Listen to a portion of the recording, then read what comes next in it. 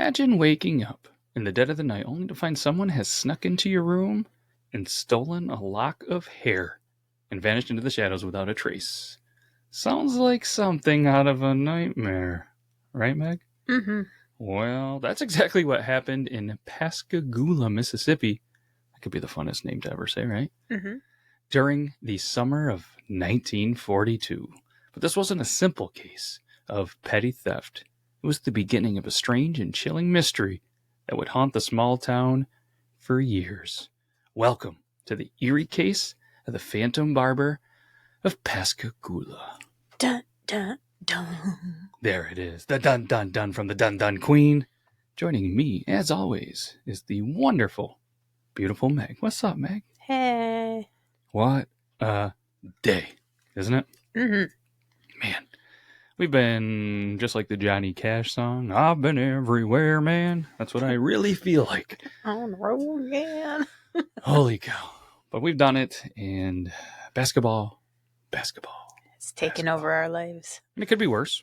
We could be going to cheer, or I don't know what would be worse than that. Hockey, because it's cold. But either way, it's almost Christmas. The time of the recording, this is, or at the time this is out, 16th. If you're listening to this after Christmas, hopefully you had a good Christmas. But either way, we're going to have this one more. Should we do like a cool Christmas episode or something next week? Yeah. All right, we'll try to remember to do that. It'll come out. This is an interesting one. And we were kind of talking before. It seemed like we heard this town, I guess, before, Pascagoula. Because I remember being like, oh, this is super fun to say. And you said that, and yeah. Mm-hmm. I don't remember what it was, though. You don't? No. You had all this time to think? I've been thinking. I can't remember where I heard it. Had to be on a show. It was on a show, but I don't know which one. Do you think it was a Ghost Hunter? A 2020? We only watched so many shows. I know. All right. Let's get into this. This is a little bit of a longer one. Hopefully you're ready and you got a nice long drive. Let's go. It's 1942. The world was consumed by the chaos of World War II. But in the coastal town of Pascagoula, Mississippi, if you have a beverage, I feel like every time we say Pascagoula or Mississippi, you need to take a sip. All right? I guess I'll play along. I think I owe a couple. Pascagoula, Mississippi. That's how you say it, right? That's how I think it said. Pascagoula. Okay. You said it, Drake. A bizarre series of break-ins began to take place that would spark fear and fascination. The culprit wasn't just after money. It was after those locks of hair, Meg. And like I said, there's a lot of details and stuff. Well, let's do the intro. Let's just jump right into it, don't you think? Okay. Yeah? Yeah. Okay.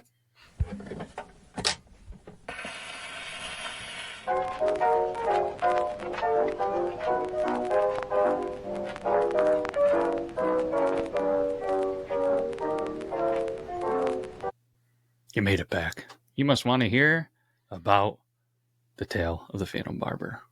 Let's go. Let's jump right in where the reign over Pascagoula begins. On the warm, moonlit night of June 5th, 1942, at Our Lady of Victory's convent. This convent, a small and serene place of worship, nestled in a quiet town, would become ground zero for one of the strangest mysteries to ever grip the area. It was a typical summer evening, and the two young girls staying at the convent, Mary Evelyn Briggs and Edna Mary Heidel, had already settled into their shared bedroom. They were in their early teens, living with the nuns in the convent while their parents were away. That's changed quite a bit, huh? Mm-hmm. Could you imagine if your mom or parents were just like, all right, you're going to go stay with the nuns this weekend. We're going to vacation. Yep, we're not going to be here. We're away. Take care of them, nuns. How'd you like that? No. The girls heard the stories of the local town and its quiet life, never imagining that they would become part of a strange and unsettling tale themselves. But that night, the peaceful stillness of the convent was shattered. It was around midnight. The girls were jolted from their sleep by a noise. Something soft at first, but quickly growing louder. Startled and fearful, they sat up in their beds, looked around in the dark room. Through the dim light coming from the cracked window, they thought they saw a shadowy figure moving near the door. The next thing they knew, they noticed a man climbing out of the window and disappearing into the night. He was swift, almost ghost-like, vanishing into the shadows before either of the girls had a chance to even react. I mean, how creepy is that? Obviously, there's not a lot of guys in there, right? In a convent, isn't it all nuns? You would think so. Let alone a guy climbing out of a window. Could you imagine those nuns catch this guy and they're like, "Get back here!" And they start beating him with the rulers and stuff. Isn't that what nuns do? Don't they hit you with rulers? I don't know. You don't know? Pretty sure that's what they do. Can't confirm, but if you're a nun, let us know if that's what you do. The girls are obviously scared, but it wasn't until they reached for their hair the next morning that they realized the true horror of what happened. As they went to comb their hair, both girls discovered something terrifying. Locks of their hair were missing, snipped cleanly from their heads. That sensation must have been pretty eerie. Someone had been in their room, quietly and deliberately cutting their hair while they slept. The fear was palpable, but perhaps what was more disturbing was the fact that nothing else had been stolen. Could you imagine? Somebody just comes in, cut your hair and leaves? Be pretty creepy. Oh my God. So obviously they're left wondering, why hair? What did this person want with it?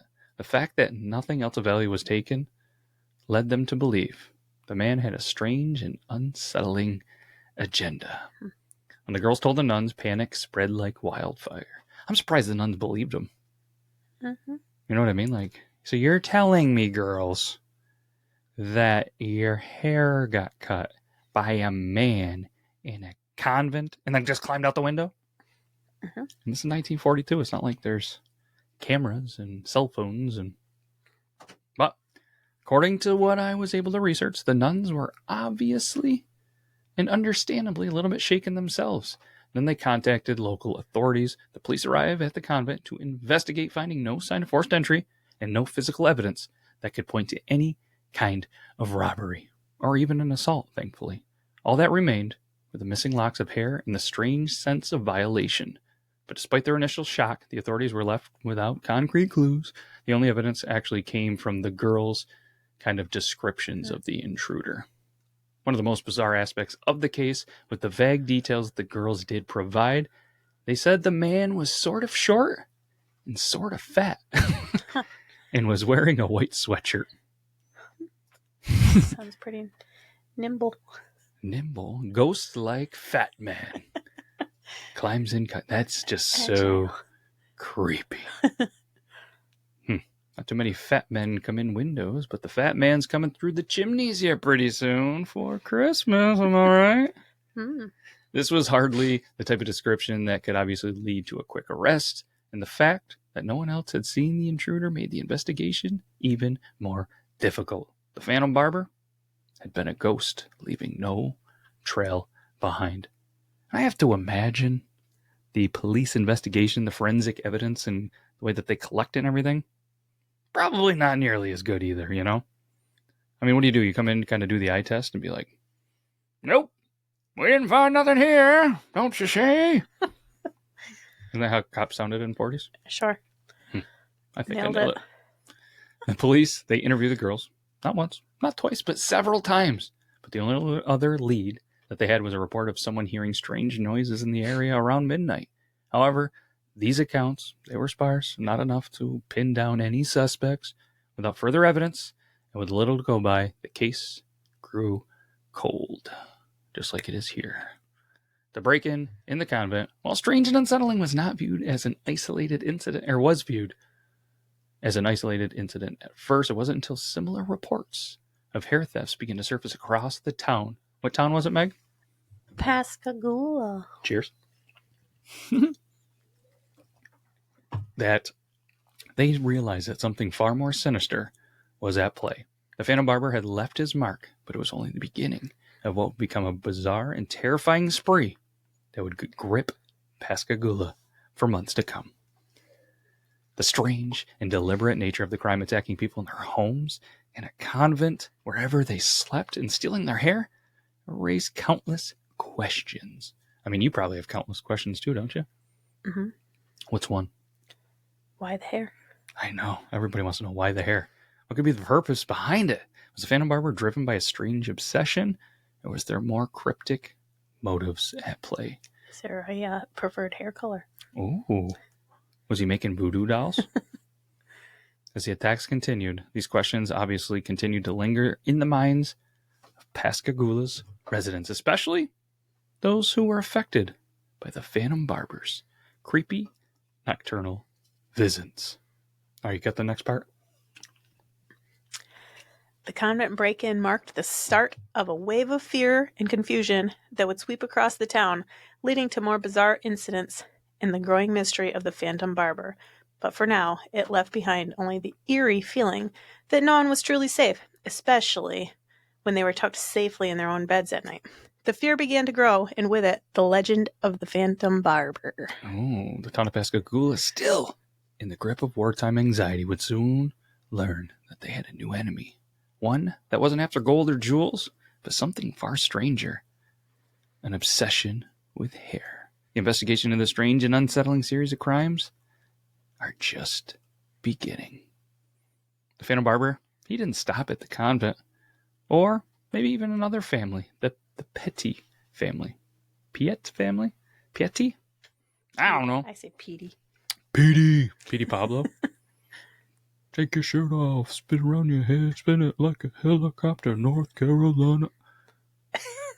Oh, we're still recording. Bring it back. As, Reel it in. Reel it in. We're not North Carolina, we're Mississippi.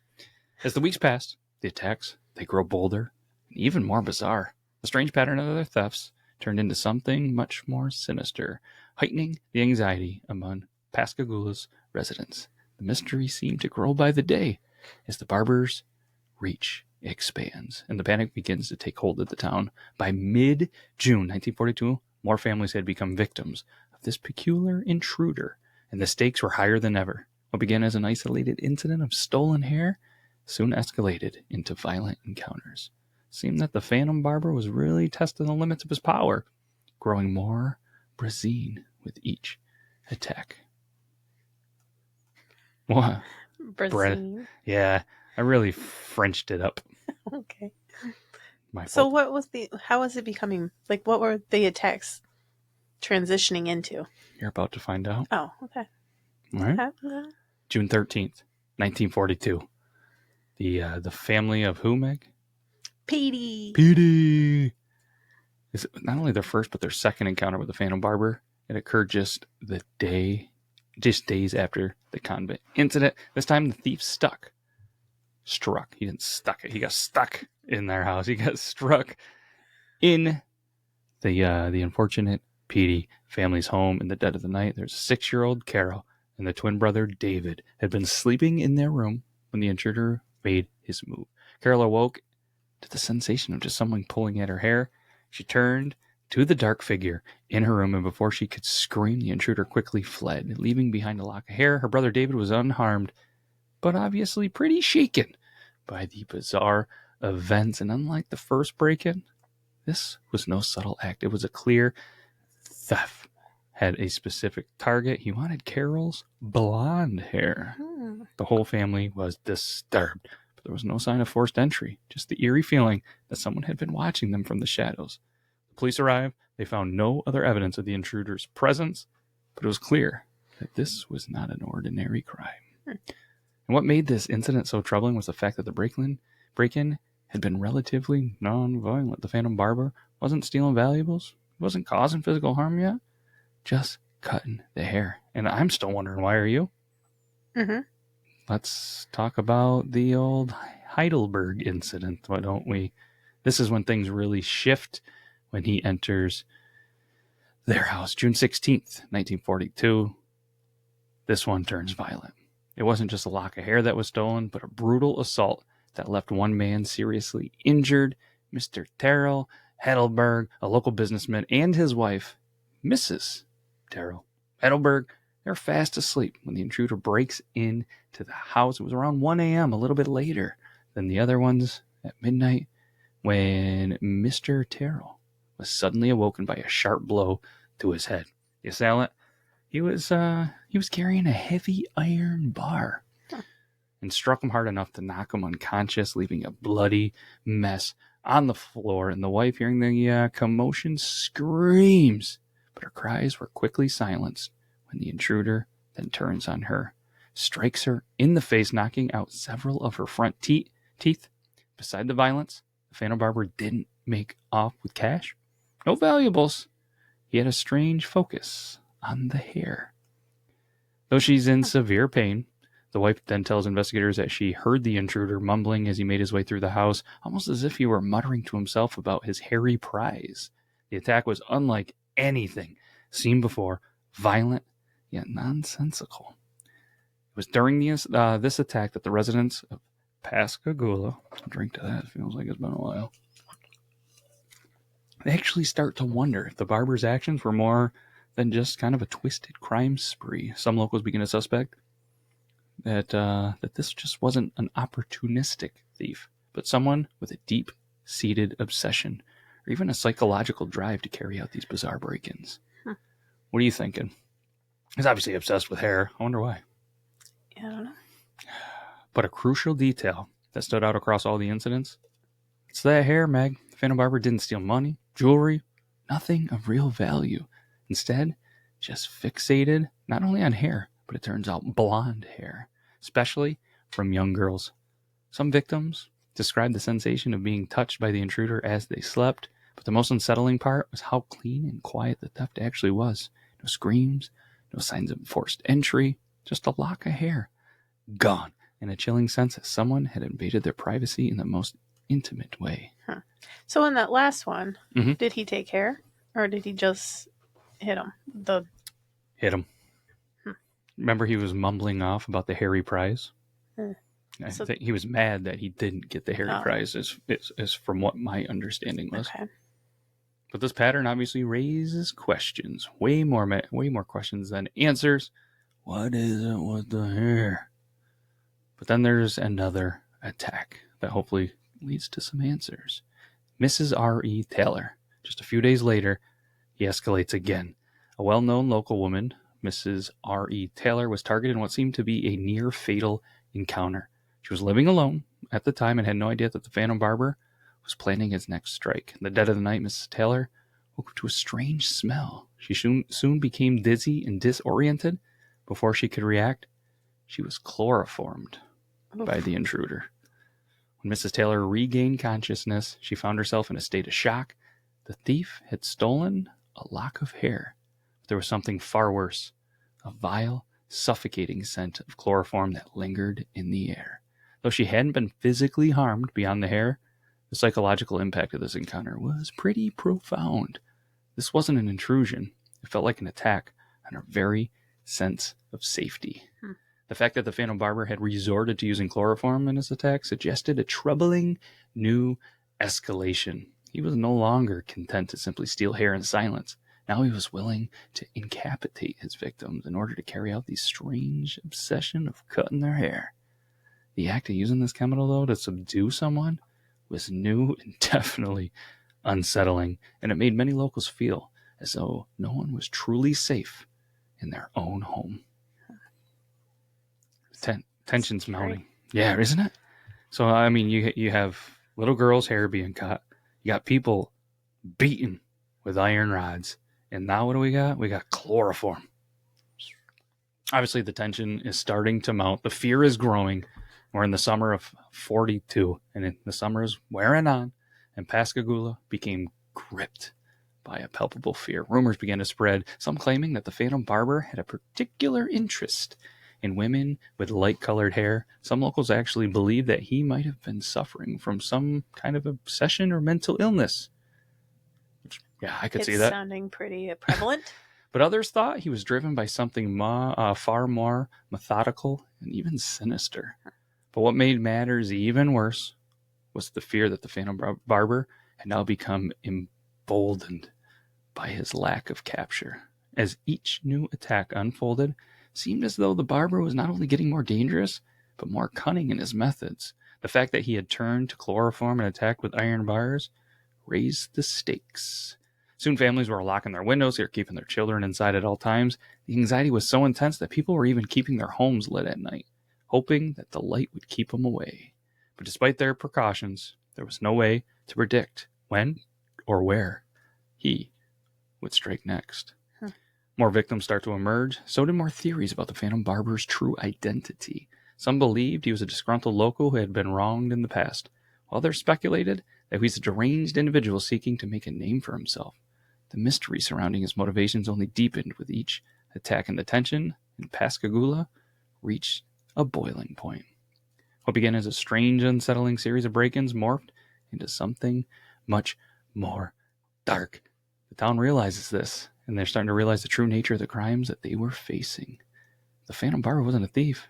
He was an unknown force of terror, lurking in the shadows, leaving the community in a state of fear and disbelief. His next move was anyone's guess, and no one felt safe until he was caught. The escalation, it's really ramping up.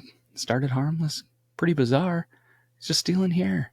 But now, it is getting worse. People are getting beaten, chloroform. Local authorities and the people of Pascagoula, they're in a state of just constant fear. And the police, they still had little to go on except a handful of vague descriptions. Short and fat. And the odd evidence that was left behind. They're bringing in the bloodhounds, and they briefly followed a scent trail into the nearby woods. There, they found a pair of blood-stained gloves. The police speculated that the Phantom Barber had hidden on a bicycle in the area as well. That way he could get away.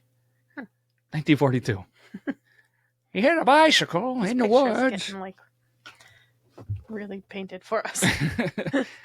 Newspapers quickly pick up the story, and the mysterious intruder earned the nickname, obviously we know, the Phantom Barber.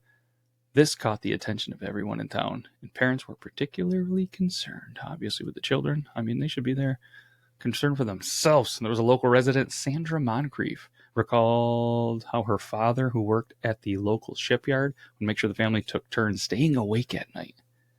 Isn't that wild? Police Chief A.W. Ezel even enlisted the help of Miras Talley from the Pinkerton Agency. After months of failed leads, they announced that they had finally captured the Phantom Barber, bringing a sense of relief to the residents. But was this really the end of the story? The man arrested was a 57-year-old William Dolan, a German-born chemist who had settled in Pascagoula. Prior to his retirement, Dolan had a pharmacy that he was running in New Orleans. According to police, Dolan had a lengthy criminal record and was known to have a grudge against Terrell Heidelberg's father, who was a local judge who had previously refused to lower Dolan's bail on a trespassing charge. This seemed to give the police a possible motive for the Heidelberg assault. Moreover, several witnesses claimed to have seen Dolan near the scene of the Heidelberg attack, and some reported seeing him leaving the house shortly after the assault. Now they got all the suspects, now that they got a name, huh? Perhaps more damning was the discovery of a bundle of hair in Dolan's yard, which allegedly contained hair from one of the Petey children. Seemed like the case was closed, right?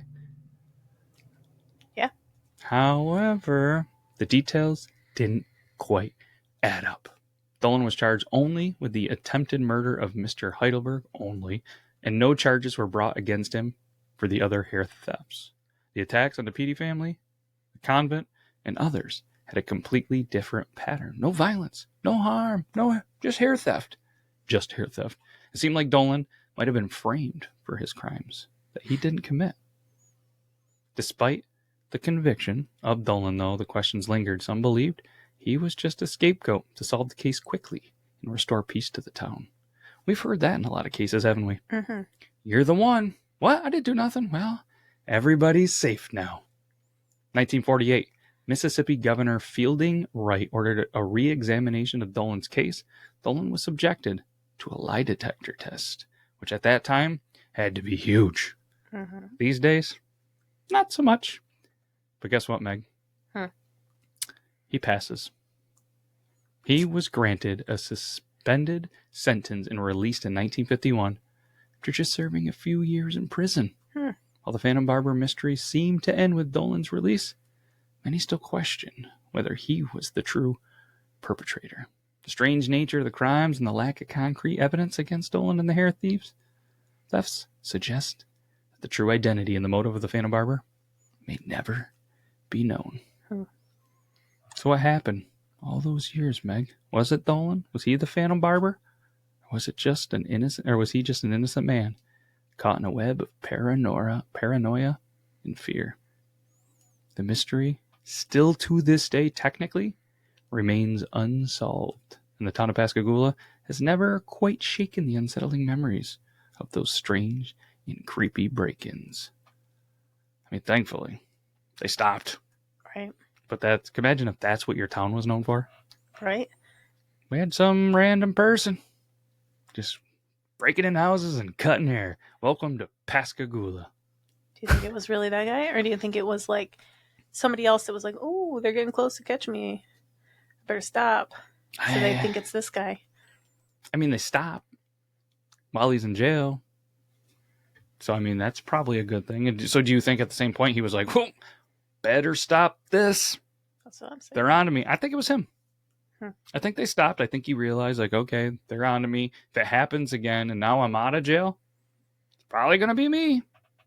And if there was somebody else, do you think they would have done it because it would have just been Dolan again? So I was thinking that it was somebody else. And when they saw that somebody got caught for it, they stopped so that they wouldn't have further reasons to investigate. Right. But if you still have that sickness in you, or whatever they, deemed, obviously it's the 40s, it's a lot different. Wouldn't you think you'd have to keep going? Maybe it's 1942. Maybe they did. I don't know why we assume it's a he, but maybe they did and they just moved elsewhere. I was going to say, maybe they went to a different town. There's just not as much hype about it. I'm still going as Dolan. Okay. That's what I'm going with. Isn't that a brand of like peaches or something? Dolan? Bananas? I don't know.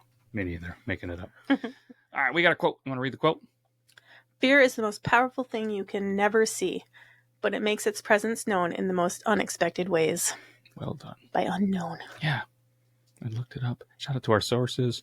Though there was some stuff from the Pascagoula Sun, Herald, Wikipedia, and The Strange Case of the Phantom Barber of Pascagoula by the Southern Living. And always, thank you, Meg. How many attacks do you think there really were?